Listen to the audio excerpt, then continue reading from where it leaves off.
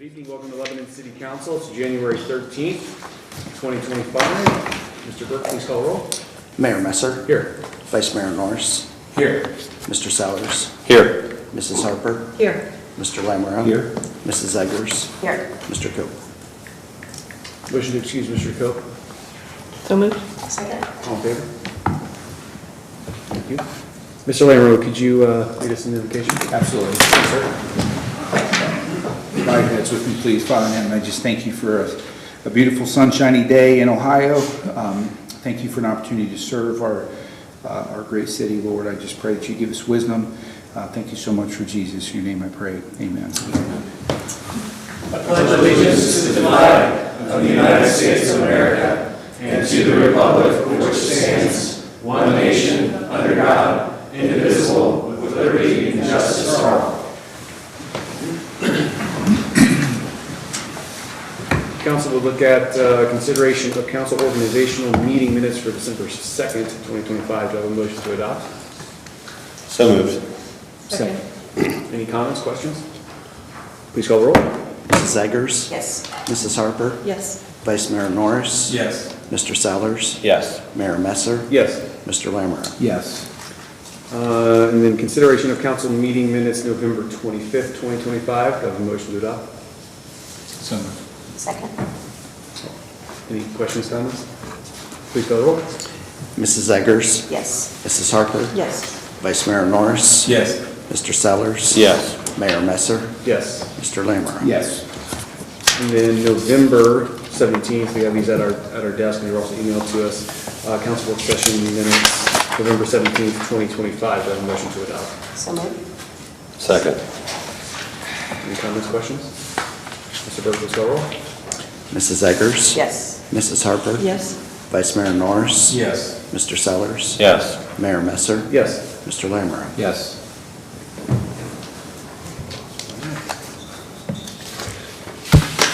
We have with us tonight Karen Schaefer. Thank you for joining us, and you're welcome to address the council. You have 3 minutes. Please state your name and your address. My name is Karen Schaefer. I live at 1631 Shawhan Road in Morrow, Ohio, and I work here in Lebanon as a pastor of Bethel AME Church. Yes, ma'am. And thank you, Mayor Messer, for recognizing me. I am here tonight because I want to invite all of you to come out to 3 events. This is Martin Luther King Jr. holiday that's approaching, and around and near his birthday each year, the Martin Luther King Community Coalition of Lebanon, Ohio, which serves Warren County, whose board I'm representing tonight, host sometimes multiple events, sometimes one. Of course, on Martin Luther King Jr. holiday, which is the 19th, we have our annual ecumenical celebration. Everyone in the community is welcome. We specifically want you all to know that as community leaders, we hope that some or all of you will be able to come to Resurrection Lutheran Church at 1 p.m. on Monday the 19th. The program is going to be wonderful. Some of you may know Jay Mills, a local musician. He's leading the community choir. They have members coming from multiple congregations, and I'm told that it sounds beautiful. We have Hakeem Oliver, who's a teacher from Mason, coming as our keynote speaker, and he does the bridging work over in Mason. So that should be really engaging, and then we'll have a facilitated discussion after. On this Friday, there's another event. We have our annual Peace March. We try to have that every year, weather allowing. And so we'll be marching beginning at St. Patrick's Episcopal Church at 4 p.m. And we have a approved march route along the sidewalks. And we'll end up at the Lebanon Theater Company at 10 South Mechanic Street. Love to have you marching with us and or coming to the theater company. Bethel Chapel AME Church, of which I'm the pastor, is the lead agency for the coalition, and we are hosting the Reverend John McCants, who is a talented actor. He's going to be doing the one-man show, Moments with Martin. That will be at 5 p.m. at the Lebanon Theater Company. Hope some of you can join us there. It's going to be a lot of fun and really a very informational and enjoyable event. So thank you very much for your time, and I hope some of you can come and participate. And that was 5 p.m. on Friday? That is, the one-man show is at 5 p.m. on Friday at the Lebanon Theater Company. The march starts at 4 at the Episcopal Church, and then on Monday the 19th, on the holiday itself, we'll be at Resurrection Lutheran Church at 1 p.m. Thank you Thank so you. much. Thank you. Karen, how long do you think that'll be Friday, the 5 o'clock event? The 5 o'clock event will be less than an hour. Is there a cost? We suggest $15 for adults, $10 for seniors or students, but it's everybody welcome. Come and pay what you can. Thank you. Thank you.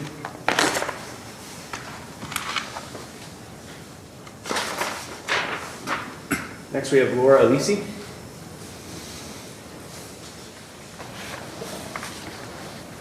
Hi, Laura Lisi, McClure Road. This is a little out of order. I think I wanted to address State Rep Matthews because this is where I found out he was going to be. So I'll go first, and then maybe if Mr. Matthews can address some of the things. I want to thank you for sponsoring and introducing House Bill 450 that allows pregnant people to utilize handicap parking. I'd love it if you went a step further and improve health care for all pregnancies, especially women of color, and incentivize, and also use the money to design a special pass for something other than a special pass. My dad had a handicap pass. We could pass it from vehicle to vehicle. It went with him and not with the vehicle. So that was just my thoughts on that. I also, House Bill 279, where you partnered with ARP to offer a tax credit for caregivers, referencing my dad. Caregivers are the unsung heroes, and I know my mom was one for 12 years. But I think we could go farther than just a tax credit and actually give dollars to caregivers. Tax credits only apply to those who actually take deductions on their taxes. Doesn't apply. Why not make it dependent on actually giving them money? I also highlighted 2 bills you obviously care about, both surround healthcare. What is your position on the bill that would allow AI wastewater to be released into our streams and our surface waters? Do you oppose the environmental catastrophe? Thank you. Thank you. Next, we have our esteemed State Representative Adam Matthews. Thank you for joining us. And we look forward to your update tonight. Absolutely. Thank you so much, Mayor, Vice Mayor, members of council, and the people here and the people on TV. I do have some updates, but first I will respond to the citizen before. Thank you so much. House Bill 450 is a plan looking at what some other states have done from Illinois to Florida that allow pregnant mothers to have handicap accessible spots. The current iteration of the bill is looking to have it for the last 3 months of pregnancy and then the first 3 months postpartum. And we are working to see what we can do there. Many times that is a time where women fulfill the standard that the ADA has put in for handicap spots, which is having difficulty walking 200 feet without taking a break. And so looking at that, seeing how we can get that there. We have been speaking with disability advocates that are concerned with a limited number of parking spots as they are a scarcity. What we found is there really are a scarcity of the van accessible spots, that there is a distinct difference in type of need between those that may need a cane, may be difficult but have to walk, versus those that if they do not have the van accessible spot, their entire plan for the day cannot continue. And so we are looking at different types of possibilities of saying, can we have a bifurcated van accessible only so that those spots are totally protected versus the other types of handicap accessible spots. So we are looking at that part, and we are looking at increased funding. We did increase by $10 million in the budget the type of prenatal and pregnancy support funding there, and so thank you. I really appreciate that. On House Bill 279, the tax credit for caregivers, we do want people to be able to retire in their homes. And we do want to incentivize this type of multi-generational living where you overlap on these bell curves. Your parents took care of you. We were first, as you were crawling, as you were doing diapers, and eventually, many times, we're going to return the favor. And that is much better than having to put someone in a nursing home. That is much better than someone dealing with having to wait for someone to check on them and do wellness checks. So incentivizing people to retrofit their homes, make it more livable for them, we want to do that as a tax credit. I agree, we wanted to do much more than we could. The introduced bill hits right at about $30 million as a tax credit outside of the budget, because Ohio requires a constitutionally balanced budget. That is about the largest that a price tag for a bill can be outside of the budget. So we're introducing this now so that we can show the need, show the support. I really appreciate AARP and other partners there for getting us there, and show how much this would help. And so we're having that conversation now so that when we go into the budget next year, we'll be better equipped to advocate for more money and more funds there. And for AI wastewater, obviously we do not want to send hot water back to our communities. We have the filtration, we have all of that. We do not want to be cooking our fish with water that's been heated up by making random videos and such. Whether that's coming from AI, any other data centers, or otherwise. So we're going to continue protecting our waterways there. One of the reasons that Ohio continues to punch above our weight is we have a lot more water than a lot of other states do. So we're going to continue to protect that natural resource. So thank you, those are great questions, and then I'll get into my update. In front of you, and this is hot off the presses, it will be uploaded on the Ohio Legislative website in the next day or two. So anyone that wants to follow along later or see this later can see our annual update. The big things that we want to highlight here, because you have been reaching out so much, is this last week was the first week that we finished the municipal funding from Senate Bill 56 from the past issue 2, and that has now been cleared. So speaking with the treasurer, make sure that that continues. We have already heard of the first municipalities getting that funding. So thank you for your advocacy on behalf of your citizens there. Good job.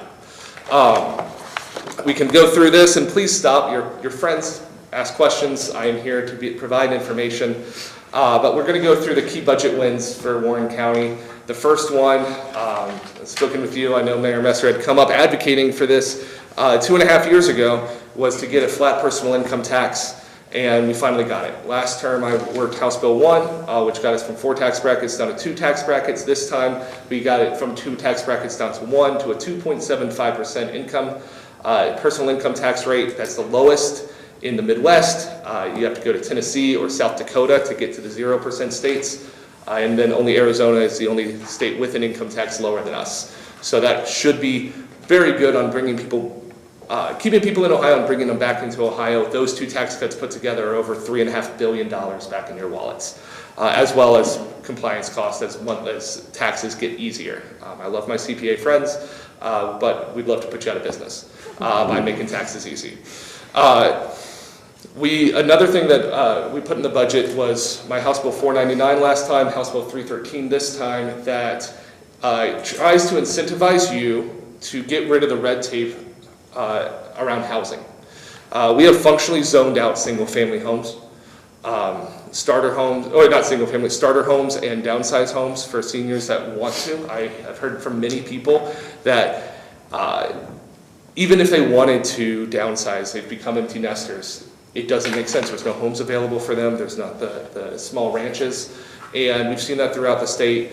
And we have created a grant program where you can apply to the state, and many are already there, where if you're doing certain number of pro-housing things, like speeding up your permitting process, making water sewer hookup cheaper so that you can make it so that small nice homes are financially viable, of making accessory dwelling units, which I know you've done things like that, having a master plan that has this type of varied zoning. And even if you've already done these things, you can apply for this. It doesn't have to be all brand new. As long as you hit the boxes, you can be applying for this type of this money, and then you can use that money to pay your permitting, like increase your permitting, offset the water fees and things like that. So this is something we're really excited about, because affordability continues to be something. We saw this last term. I'm grateful we got this in the budget this time, because we want people to have a place to rest their heads and have these, and start with a starter home so that they can start building the American dream. We got a $750 tax deduction for pregnancy health centers. So if you're doing that. And then we had other key budget amendments that I put in that were also good, cleaning up loopholes on property taxes, a cybersecurity update that I'm sure if your city attorney hasn't informed you that it provides resources for training to make sure yourself more robust against cybersecurity attacks, as well as putting out a way of how you would have to respond to any type of ransomware or something. So that is something that we got done in the budget as well, and making sure that our Medicaid dollars are not being used in fraudulent ways or ways that we would not agree with, that are not good for the health of Ohioans. So that's a lot of what we did in the budget. We kept the school choice where it was, but expanded it to make sure that our autism needs, our John Peterson Scholarship, those with developmental disabilities, were built in that as well. So that everyone in Ohio deserves dignity, has dignity and deserves quality education, and to find that there. We did work, and I want to give a shout out to your librarian, Stacy Books, who did a great job advocating through the budget. We were going to change the library funding formula, and it would have significantly helped Warren County. It has not been updated in decades, and counties that have grown have been on the wrong side of the library funding, which is why our library does a very good job focusing mostly on mission critical. They have books, they have games, and then some of our other neighboring counties seem to have a glut of money and have had significant mission creep. And the House budget as introduced would have restructured that to better fund where people actually are. And Stacy Books did a good job of flagging that for us. We are unable to get that all the way done, but we started moving in that direction so we could get that done. So they were trying, like she was doing a good job advocating the good state stewards of library dollars. We eliminated replacement levies. We revised the 20 mil floor calculations, which applies to Lebanon City schools. We provide county budget commissioners with the authority to reduce unnecessary and excessive property taxes, and allow county commissioners to offer a second homestead and a second owner-occupied credit to mirror the ones the state already gives. Neighboring counties like Butler County have done that. I would love for Warren County to do that, but I know that they're working on keeping their budget in line as well. So that's the budget. Any questions on budget before I keep going on the other things we're working on? Yes? Quick question. Thank Thank you, by the Counselor. way. It's always nice, I mean, some of this we kind of are able to follow, and some it's like we don't have time. Yeah. It's nice to know that you're fighting for us, and I appreciate that. Regarding the flat income tax, when does that go into effect? So Fiscal year 26? it will phase in. So this April 15th, it will be 2 tax brackets. Right now, for this last year, was 3.5% of 100,000 or more, and below that was 2.75. This upcoming April 15th, for your taxes for this past year will be 2.75. And that lower bracket, the higher one will be 3.125 as a phase down. And then for next April, so the taxes you file on April 15th, 2027 will be that flat rate. Okay. So, Awesome.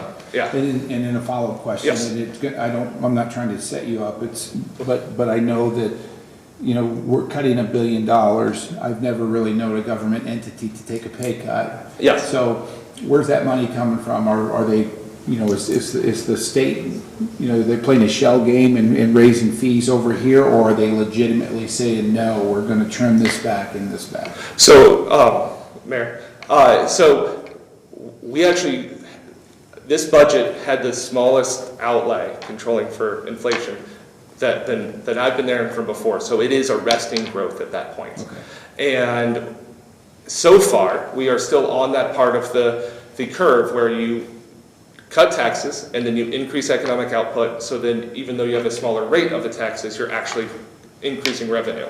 So But we keeping still, expenses we, low. yeah, and we increase the revenue from the previous cuts. Okay. Awesome. Thank you. Okay. question for you. Yes. On the housing grants that you mentioned. Yes. What are you mentioned a couple things, but, so obviously this is, so it's incentivizing, communities to make it easier for there to be this type of housing. And then what are the types of things that the cities can use that grant funding for? You mentioned using it to help with like the permitting process. Are there other things that it can be used for? Yes, it can be used for implementing the plans that you're doing to changing the zoning. It can be used for reclamation of brown spaces or blight. To do that type of work. It can be used for, what else can it be used for? It can be used for upgrading the infrastructure that's in those residential zones. And it can be used for development plans and things like that for residential. Yeah. Yes. Under the landmark property tax reform. Yes. I'm not going to go lengthy on this because I'm still heated up over losing the business tax credit. Yes. But it says under point 2, this provision was vetoed in the Ohio and Senate later passed a modified version. What provision was vetoed? Oh, so that is about, right here, vetoed this provision. That is my replacement levies. So getting rid of replacement levies was House Bill 28 this time, where replacement levies often are confused with renewal levies. And so we just wanted to say the only types of levies that my bill, the vetoed this provision, which would say if you wanted to have, if you're asking for more money, you have to either ask for the exact same amount of money, which is just a renewal, and that means whoever the taxing entity gets the same amount of money, or you ask for an increase. People we found would call our office saying, why did my taxes go up? And we say, what? These are the levies that passed. And it's like, this was a renewal. And they're like, yeah, I voted for that. But why'd my taxes go up? I'm paying the same taxes. You do not. You pay the same percentage that was initially enacted. And if your property value went up, now your taxes have gone up. So we thought, we want the will of the voter to be heard. And making sure that that is communicated clearly when all we get are a summation of little black bubbles of people voting. Making sure that the question asked to them is as clear as possible of, do you want to keep paying what you've been paying? Do you want to be paying more? Or do you not want to be paying those things anymore? I think is a fair way to ask them on levies, which is why the bill was to say, we're going to get rid of replacements, and then that was added to the budget, also got rid of substitute levies and emergency levies as it went through the budget process. The governor vetoed those, and then we overrode those vetoes to put those back in. I know when I worked with mental health, it was very difficult explaining to people the difference between a renewal and a replacement. Yes. And one raised your taxes, the other one didn't. And Yes. We never got a replacement, but we always got our renewals. Yes. So just a quick note Yes. on that recent increase, I just want to make a note that we are all for the homeowners and we're for people being able to buy houses and we're for people being able to establish themselves in their own home. But like in Lebanon, we're in the high 30s-ish of rentals. Yep. So if landlords went on strike and said we're done, we would have a homeless population of 40% of our town. Landlords continue to get hit. I am in the not a good mood today. I'm currently spending about $8,000 putting a house back together that my previous tenant destroyed. Landlords are always considered the bad guys because we collect rent. When I go to McDonald's, I'm never mad at the person taking my money for my hamburger, but people are always mad they have to pay the rent. So I go back to that, the last tax increase that we just got blasted with, the property tax increase, comes out of the pocket. It's close to $10,000 for me spread out over all my rentals. Now I get hit with this other 10% that's going to be phased in over 4 years. That will have to now, because I've kept my units affordable. My story is I bought a lot of them during the recession, so I didn't pay a lot for them, so I've kept my rents down. I can't do that anymore because the things that are tagging on, like association fees, property taxes have gone through the roof. My insurance, which is just random, I never know what I'm going to get charged on that. Right. And so now I'm having to pass that on to my tenants. What I've seen is a lot of turnover now, which I never had turnover, because they can't afford to stay in my own places, which I think are very affordable.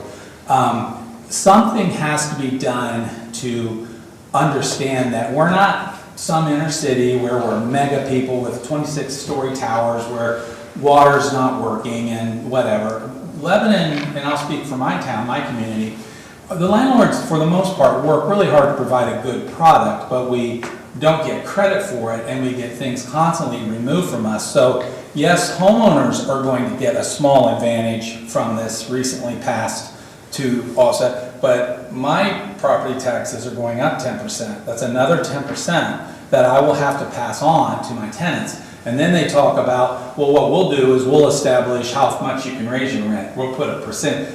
That'll further sink us, and there has been a reason why you see a lot of for sale signs in Lebanon, on specifically duplexes, is a lot of the older established landlords are selling. Which, when you sell, when I bought a duplex for $150, but now I'm paying $400 for it, guess what I do the first thing? Your rent goes from $900 to $2,000. Correct. And you can't afford it, you move out. So we're not the bad guy. And I am speaking for myself and a collective of landlords that I do represent. And even though you're saying, well, it's 10% on top of that 34 that I just got nailed with. So my taxes literally have gone up 44%, property taxes, on my rentals. That's a lot of money. We went at it early. I called you. We talked. I had some pretty high-profile people out of Cincinnati who run REIGC, and it was like with glee, we passed this, look at us, not you, but the governor signed it because he did this state of Ohio such a great thing. I'm like, well, the 40% of us now are paying more for the benefit of the 60, and I just needed a venue so I could feel a little better about my day-to-day, which is very frustrating. It's one thing to walk into your home and see it destroyed. You just don't know that feeling. It's one of the few things that you can literally destroy, and I have absolutely no repercussion. The court system doesn't work. I don't know where this person is. I won't get the money back anyway because they're probably not working.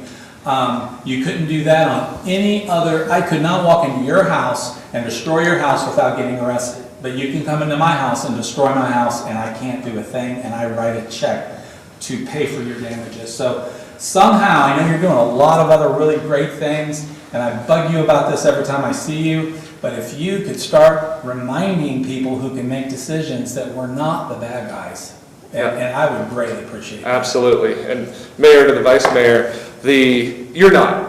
And that's what makes some of this so difficult, because often the villain is, as you mentioned, those large institutional buyers, those even out-of-state or foreign to Ohio businesses that own hundreds of units, or even single-family homes that they then rent out. And people don't like that. They believe that it's undercutting the American dream to rent out half of a neighborhood, a third of a neighborhood to single family. And we had looked at a lot of creative ways to try to get at that by saying, you can't be if you're a landlord of more than 15 units, then you're taxed at something different. The difficulty with that is in Ohio you can make a new LLC for $99, and you would just have whatever institutional buyer have however many LLCs they needed to skirt that. And so I know that more conversations are coming, because most people kind of do like their mom and pop landlords. The ones that live in their community, that know what they are, that respond, and that is not who we're trying to hit. We are trying to make sure that people can live in their own communities, start building that equity, even if it's in a starter home that they'll move out of, that they'll quickly grow out of the first kid or the first time that they get a good promotion. We want that. But adding that type of tax differentiation by increasing the owner-occupied tax credit basically makes it, when someone is going to spend, they have $6 to try to buy a house versus $5 to rent, or $5 against someone that is going to rent it out. So that allows those people that are trying, because it is like a 15% owner-occupied tax credit. So that gives the people trying to buy homes more purchasing power. Now, it might be out of balance, we're gonna keep working on it, and you've always been very direct on saying like, how do we fix this? So we'll keep working on that. But thank you, and I'm always here for a good vent. So, and I'm sorry that your house got wrecked, that is unkind. Anything else on budget? Cool.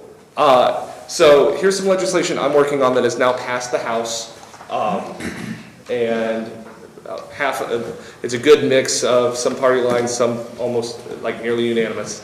One is to increase tax deductions for 529s and ABLE accounts. If you're not familiar with those are the ways that you can save for education or save for money for your children with developmental disabilities. That makes it so that they can actually access that money without being denied support when they go off on their own when they're adults. And Ohio has a penalty, a marriage penalty on that. If you file by yourself, you can give $4,000 per kid per year. If you file married separately, you can do $8,000 per kid per year. If you file married jointly, you can only give $4,000 per kid per year. We're trying to fix that.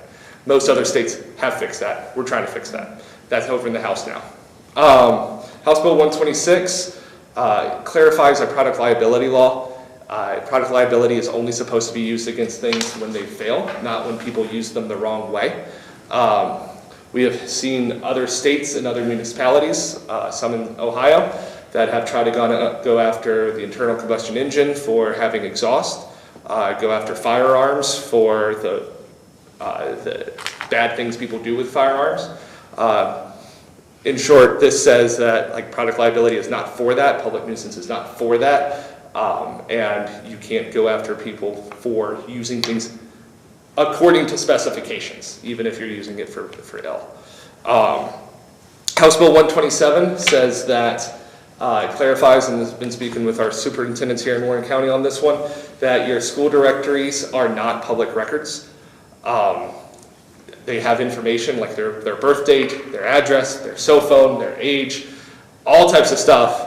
And we've heard all types of horror stories of people just doing public records requests for this. And that is not the business of running a school. That is not something that you need taxpayer oversight of. And so having those not be public records. That's over in the Senate right now. Very excited for that one.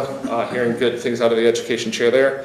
324 is the Patient Protection Act. This says, we saw this with the opiate epidemic. We've seen this, a terrible story out in the Pacific Northwest of a college student that was using an online prescription service for antidepressants. They asked for help and increased, and instead of getting help, getting anything else, just all over the internet, increased the dosage, and that person ended up taking their own life. This says any type of medicine that has more than a 5% serious adverse effect cannot be telemedicine only. You have to see a doctor in person in Ohio before the medication, tell you about the dangers of it, and then after the medication to check that you're okay. And 5% is 1 out of 20. That's functionally like if you're playing Monopoly and like you roll I think it's rolling at 3. That's the chances of it. Like that's pretty high for a serious adverse effect like death, organ failure, sepsis, things like that. House Bill 258. I do like my boring bills. These are these next ones.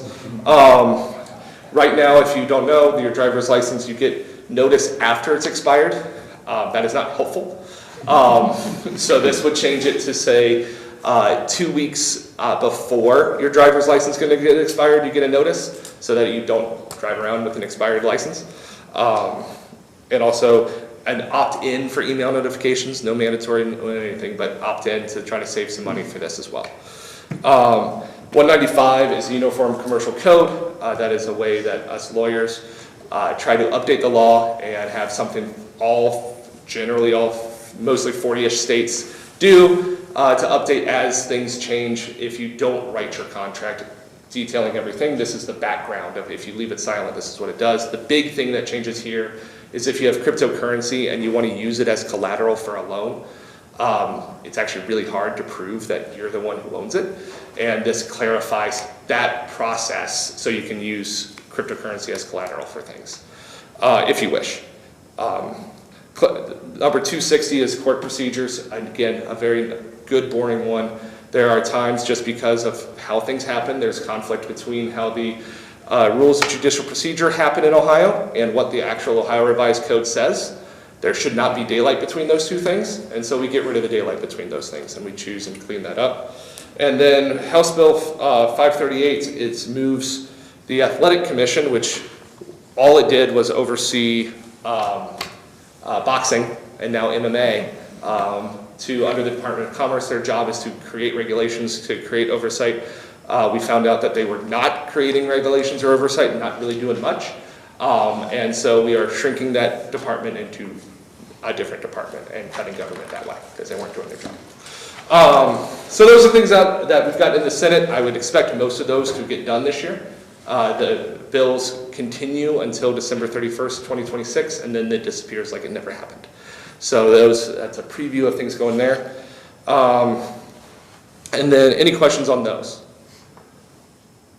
Great. Other legislation we've done, we did House Resolution 26. There was a judge that I believe had violated the judicial norms and the ethics rules, and so there was a way to bring that to, that the state provided for removal procedures. We started those. Retirement hit him faster than our removal procedures. This one I really like is House Bill 443. Warren County, as most counties, we do not kick Granny out for not paying their property taxes. Like we just don't. It is not the business of the prosecutor, the courts, the treasurers. They do not like doing that. But when someone calls and is worried about their taxes, I cannot tell them that there's a good informal policy and your local elected officials will look the other way for you, and that they'll work with you and get through it. We do not want homeless grandma. What this does is codifies that and formalizes it, saying if you're functionally, shorthand, if you're eligible for the homestead exemption, so if you're older and in a certain size house and you're doing a good faith payment on your property taxes, you will not be evicted for not paying your property taxes. And it just, if you're not paying them, it just, once that property transfers, then the government gets its property taxes. So you do not get evicted for that. House Bill 450, thank you so much. We talked about that one. That was the pregnant moms for handicapped spots. Doubling the homestead exemption is 143. 68 continues. We've had multiple hearings. That's the one that came up from Lebanon City Council about multi-use buildings and concealed carry. And then a good AI bill that says, basically gives every single person a right to their name, image, and likeness, so that if someone is using your name, image, and likeness in a way that you don't like, you can tell them to take it down and be able to protect that in the same way that trademark law works. It basically gives you a trademark in your name, image, and likeness. It is technically AI agnostic. If someone was really, really good with scissors and glue sticks, it would hit them too. There's a reasonableness standard, like if and a full First Amendment protections, doesn't really protect any of us if during campaign season, other than saying if something is a manipulated image, you have to say it's a manipulated image, but you can still do it. So it's, and we've checked with our lawyers, so it's quite good there, because things are getting better and better. And it's both sides of AI continue to go in that direction of making people look like they're doing things that they're not doing, but also giving cover for people that are actually doing bad things, and then they say, no, that was AI. So those are some things that we have introduced and we continue to work on. And then a few pictures there, including one of many of you on the back. If you didn't see that there was a second baby surrendered at a Safe Haven baby box here in Ohio. Thank you again for being one of the first. Thank you for many of you joining with me when we were colleagues to help us get that part of the fire station.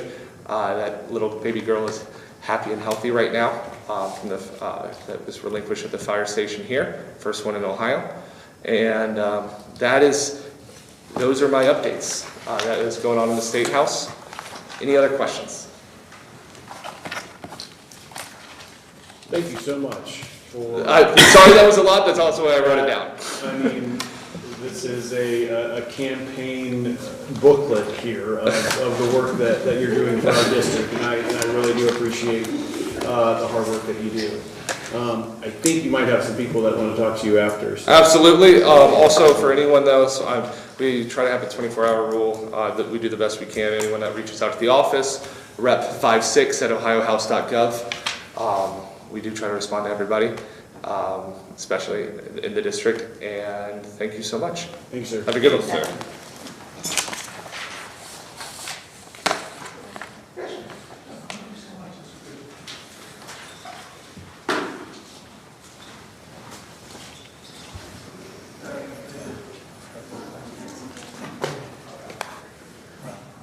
All right, looking at new business, we have no previous. Ordinance number 2026-001. First one. First one, welcome to 2026. Ordinance number 2026-001, approving an amendment to the development agreement with JDH Building Group LLC for the sale of city-owned property for a total of $20,000 and declaring an emergency. This ordinance approves an amendment to the development agreement with JDH Building Group LLC for the sale of city-owned parcels number 120-643-1007 and 120-643-1008 to support the construction of 2 single-family homes as incorporated into the development agreement. Have a motion to adopt? So moved. Your second? Second. Any comments, questions? Mr. Burke, please call the roll. Mrs. Harper? Yes. Mr. Sellers? No. Vice Mayor Norris? Yes. Mrs. Eggers? No. Excuse me? No. Mr. Lammerow? Yes. Mayor Messer? Yes. Okay, So so the way this works, since the vote was 4-2, this will come back on the agenda in 2 weeks. This acts as a first reading. If at the next meeting it were passed with emergency language with 5 votes, then it would go into effect immediately. If it was 4-3, then it would go into effect, but it would be 30 days after, because emergency ordinances require 5 votes. Yes, sir. Resolution 2026-002. Resolution 2026-002, authorizing an addendum to the Greater Cincinnati Waterworks Service Agreement to support the Acres at Iron Gate Grove development. This ordinance authorizes an addendum with the GCWW agreement to support the installation of a Greater Cincinnati Waterworks master water meter, which will serve the Acres development. Have a motion to adopt? So moved. Second. Any comments? Mr. Burke, please call the roll. Mr. Lammerow? Yes. Mr. Sellers? Yes. Mayor Messer? Yes. Mrs. Eggers? Yes. Mrs. Harper? Yes. Vice Mayor Norris? Yes. Ordinance number 2026-003. Ordinance number 2026-003, authorizing a contract with Kleinger's Group in the amount of $111,000 for improvements to Drake Miller Road intersection and declaring an emergency. This ordinance approves a contract with Kleinger's Group to provide construction plans and engineering specifications for a proposed roundabout to be located at the intersection of Miller Road and Drake Road, which will improve the traffic level of service at this intersection. Do we have a motion to adopt? So moved. Second. Any comments, questions? Please call the roll. Mr. Sellers? Yes. Vice Mayor Norris? Yes. Mayor Messer? Yes. Mrs. Harper? Yes. Mr. Lammerow? Yes. Mrs. Eggers? Yes. Ordinance number 2026-004. Ordinance number 2026-004, authorizing a 5-year agreement with Cintas and declaring an emergency. This ordinance approves a 5-year contract with Cintas for city staff uniforms, mats, and cleaning and sanitary supplies. Motion to adopt? So moved. Second. Any comments? Please call the roll. Mrs. Eggers? Yes. Mrs. Harper? Yes. Mr. Lammerow? Yes. Vice Mayor Norris? Yes. Mayor Messer? Yes. Mr. Sellers? Resolution 2026-005.